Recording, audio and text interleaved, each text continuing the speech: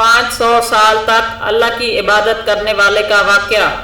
حضرت جابر رضی اللہ عنہ فرماتے ہیں کہ محمد صلی اللہ علیہ وآلہ وسلم نے فرمایا، پچھلی امتوں میں سے اللہ کا ایک بندہ تھا جو اپنا گھر بار، عزیز و اقارب اور مال و دولت سب کچھ چھوڑ کر سمندر کے درمیان میں پہاڑ نما ایک ٹیلا تھا جس پر جا کر عبادت کرنا شروع کر دی۔ وہ سمندر اتنا وسیع تھا کہ اس ٹیلا کے ہر جانب دور دور تک سمندر تھا، وہاں پر کھانے کی کوئی چیز نہ تھی اور سمندر کا پانی بھی بالکل نمکین تھا۔ اللہ تعالیٰ نے اپنے فضل سے اس میں ایک انار کا درخت اگا دیا اور انگلی کے برابر میٹھے پانی کا چشمہ جاری کر دیا۔ یہ عابد دن رات 24 گھنٹہ اپنی عبادت میں گزار دیتا تھا اور 24 گھنٹہ میں انار کا ایک پھل کھا لیتا تھا اور میٹھے پانی کے چشمے سے ایک گلاس پانی نوش فرما لیتا۔ اسی حالت میں 500 سال گزر گئے۔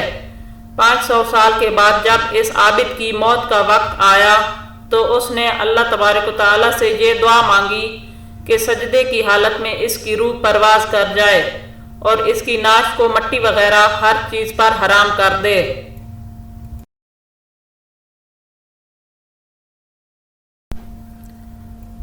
اور قیامت تک سجدے کی حالت میں صحیح و سالم رہے۔ اللہ تعالیٰ نے اس کی دعا قبول فرمائی۔ سجدے کی حالت میں اس کی موت ہو گئی اور اللہ تعالیٰ نے وہاں ایسا انتظام کر رکھا ہے کہ قیامت تک وہاں کسی انسان کی رسائی نہیں ہو سکتی۔ قیامت کے دن اس عابد کو اللہ کے دربار میں حاضر کیا جائے گا تو اللہ پاک فرشتوں سے فرمائے گا کہ میرے اس بندے کو میرے فضل سے جنت میں داخل کر دو۔ تو وہ عابد کہے گا، اے میرے رب، میرے عمل کے بدلے مجھے جنت میں داخل کر دیجئے، کیونکہ میں نے 500 سال تک ایسی عبادت کی ہے جس میں کسی قسم کی ریاکاری کا شائبہ بھی نہیں ہے۔ اللہ پاک فرمائے گا کہ میری رحمت سے داخل کر دو، تو یہ بندہ کہے گا کہ میرے عمل کے بدلے میں داخل کیجئے۔ تو اس پر اللہ پاک فرمائے گا کہ اس کے عمل اور میری دی ہوئی نعمتوں کا موازنہ کرو۔ موازنہ کر کے دیکھا جائے گا کہ اللہ تعالیٰ نے اس کو بینائی عطا فرمائی ہے۔ صرف بینائی کی نعمت اس کے 500 سال کی عبادت کا احاطہ کر لے گی۔ اس کے پورے جسم میں کان کی نعمت، زبان کی نعمت، ہاتھ کی نعمت، ناک کی نعمت، پیر کی نعمت، ان سب کا بدل باقی رہ جائے گا۔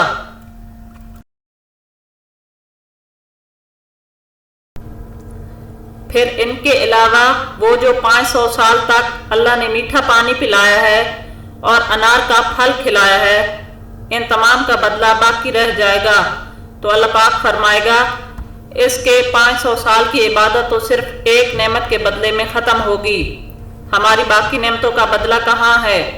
لہٰذا اس کو جہنم میں داخل کر دو۔ فرشتے اسے گھسیٹ کر جہنم کی طرف لے جانے لگیں گے تو وہ چلانے لگے گا، میرے رب، محض اپنی رحمت سے مجھے جنت میں داخل فرما دیجئے۔ اللہ کی طرف سے کہا جائے گا کہ تجھے اپنی 500 سال کی عبادت پر بڑا ناز تھا، اب تیری عبادت کہاں چلی گئی؟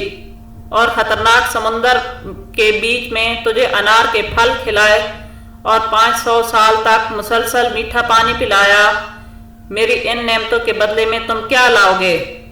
تو وہ کہنے لگا، اے اللہ، آپ اپنی رحمت سے مجھے جنت میں داخل فرمائیے، آپ کی رحمت کے بغیر کچھ بھی نہیں ہو سکتا ہے۔ پھر آخر میں جب حجت تمام ہو جائے گی تو اللہ تعالیٰ فرمائے گا، میری رحمتوں اور میرے فضل کے ذریعے اس کو جنت میں داخل کر دو۔ پھر وہ اللہ کی رحمت کے ذریعے جنت میں داخل ہو سکے گا۔ اگر اللہ نے کسی کو نیک عمل کی توفیق عطا فرمائی ہے تو اس کو خوش فہمی میں مبتلا نہیں ہونا چاہیے، اللہ سے ڈرتے رہنا چاہیے۔ یہ جو اللہ نے موقع عنایت فرمایا ہے، یہ بھی اللہ کی طرف سے بہت بڑا انعام اور توفیق ہے۔ اگر اللہ کی طرف سے توفیق نہ ہو تو موقع ہونے کے باوجود انسان عمل نہیں کر سکتا۔